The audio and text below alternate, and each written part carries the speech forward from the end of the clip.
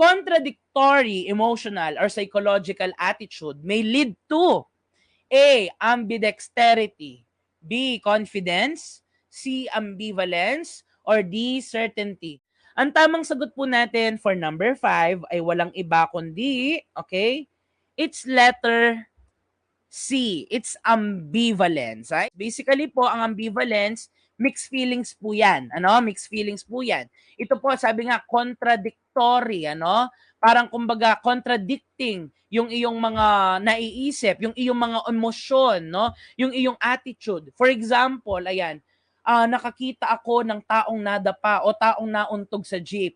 Ako ba ay maaawa o matatawa? Char, di ba? Hindi, pero common experience lang yan, no? Binibigyan ko lang ng konkretong experience. Hindi, pero contradictory emotional or psychological attitude.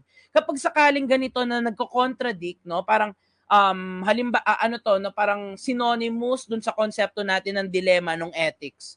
Contradicting yung emotional and psychological attitude. Ambivalence po agad ang sagot dyan. Ano po yung pinanlito ng board exam? Ambidexterity.